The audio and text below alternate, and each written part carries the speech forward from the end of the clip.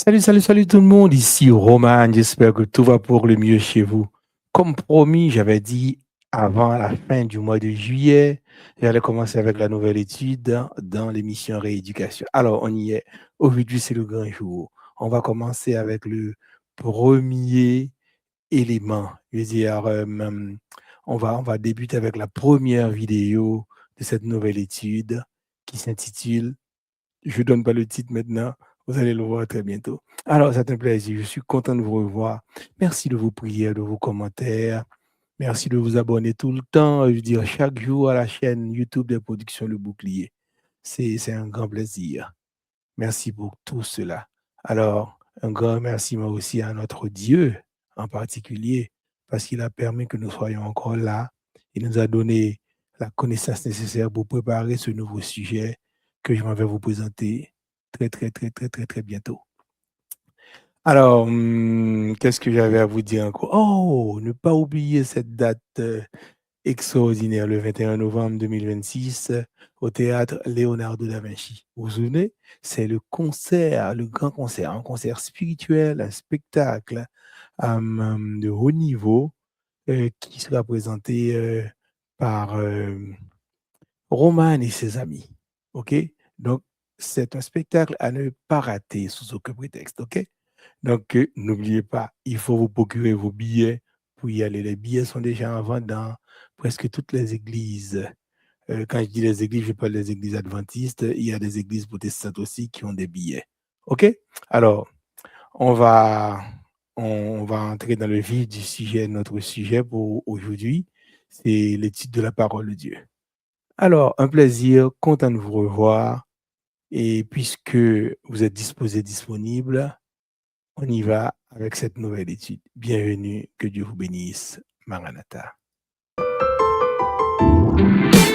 Les productions Le Bouclier présentent Rééducation.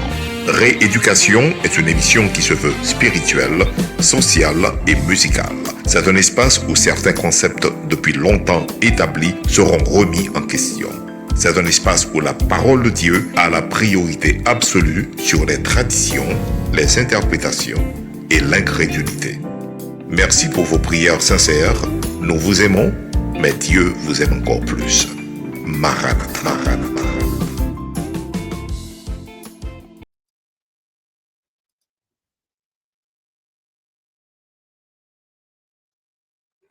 Maranatha, Maranatha, Dieu vous aime encore plus. Alors, content de vous revoir. On va reculer un peu pour aller à la première page de cette étude. Voilà, rééducation, c'est notre émission. Hein? Alors, merci à l'Éternel des armées de nous avoir permis de tenir ferme jusqu'à présent. Là, on va avoir plusieurs années de cela, hein, depuis que l'émission existe. Alors, donc, je vous remercie aussi de vos prières parce que sans vos prières, donc, cela serait vraiment difficile pour nous de continuer à travailler à ce niveau-là. Donc, vous voyez le titre du sujet est affiché à l'écran, l'arme ultime du chrétien. C'est Zamoué, hein, ça parle d'arme, l'arme ultime du chrétien. Donc, on commence sûrement à se poser la question, c'est quoi l'arme ultime du chrétien? Alors qu'il y a des armes partout dans le monde. Le temps de remerciement, ben, je l'avais fait dès le début là, de la vidéo. Vous remercier amplement pour tout ce que vous avez fait pour cette émission-là. Alors, merci beaucoup. Les versets de base pour cette étude, c'est des versets que vous allez voir, disons, chaque semaine et on va les lire à un certain moment. Bon, on va arrêter de les lire quand on les aura vraiment maîtrisés. Hébreux 11, verset 2. C'est la Bible version Martin. Ça dit, or, la foi rend présente les choses qu'on espère et elle est une démonstration de celles qu'on ne voit pas. Ça, c'est la définition de la foi. Pourquoi on parle de la foi? On va voir. Maintenant, il faut porter une attention soutenue à chaque phrase, à chaque verset pour bien comprendre cette étude. Romains 10, verset 17. Ça, c'est la Bible, Louis II. Ainsi, la foi vient de ce qu'on entend et ce qu'on entend vient de la parole de Dieu. Amen, amen, amen, amen. L'arme ultime du chrétien. Notre intention pédagogique pour cette étude, c'est la suivante. À la fin de cette étude, chacun devra savoir à 100% que l'arme ultime du chrétien est la foi. Et que sans elle, ça veut dire sans la foi, il nous est impossible de plaire à Dieu. Impossible. C'est absolument impossible de plaire à Dieu sans la foi. Prions le Seigneur. Notre Dieu, notre Père qui est dans les cieux, nos âmes te louent et te bénissent parce que tu as fait de nous tes enfants. Nous sommes ici encore aujourd'hui pour continuer à parler de toi. Merci de nous avoir donné l'intelligence nécessaire pour préparer ce sujet. Et le moment est venu de commencer à le présenter à ton peuple disséminé à travers la terre entière. Merci de ton Saint-Esprit. Nous allons parler de toi et de toi seul. Merci de nous accompagner puissamment. Nous te prions au nom de Jésus. À toi la gloire, la puissance, dès maintenant, au siècle des siècles. Amen, amen, amen, amen. Béni soit l'Éternel. Alors, ça commence déjà. Est-ce que vous êtes prêts? On y va. L'arme ultime du chrétien. En introduction, voilà ce que j'avais pensé pendant que je préparais l'introduction. Je pensais à introduire le sujet comme ça. Après avoir péché, l'homme et la femme prirent conscience de leur nudité, éprouvèrent honte et vulnérabilité. Ça, vous le savez déjà. Hein? Dans Genèse 3, versets 6 à 10, c'est là que cette histoire se retrouve. Comment est-ce que l'homme et la femme ils ont compris qu'ils avaient fauté et ils ont eu honte et ils étaient dans une vulnérabilité à nul autre pareil. Ils devinrent du même coup la proie du péché. C'est normal. Ou tomber dans le péché, ou tomber dans ça pas bon, ou tourner en poids. C'est comme si vous venez manger pour le péché. Des sentiments d'inquiétude, de doute et de peur se sont installés dans le cœur de la première famille de la terre. Mais dès qu'il y a le péché, on commence à avoir peur, on commence à s'inquiéter et on commence à douter, malheureusement. Pour contrecarrer ces sentiments engendrés par le péché, il devient nécessaire de développer tous les moyens de protection et de défense concevables, tant sur le plan physique que mental. Mais c'est normal. Si vous êtes dans une zone, pas de gain lion là-dedans, et puis on te dit tout de suite qu'il y a, ah ben, attention, hein, Roman, c'est aussi c'est différent, hein, il y a un lion dans la zone.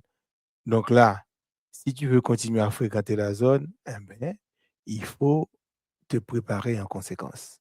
C'est-à-dire que faire des plans pour avoir des outils nécessaires pour pouvoir faire face au lion si jamais il vous attaque. Donc, c'est ça que les hommes ont fait pour contrecarrer ces sentiments de peur, de doute, d'inquiétude.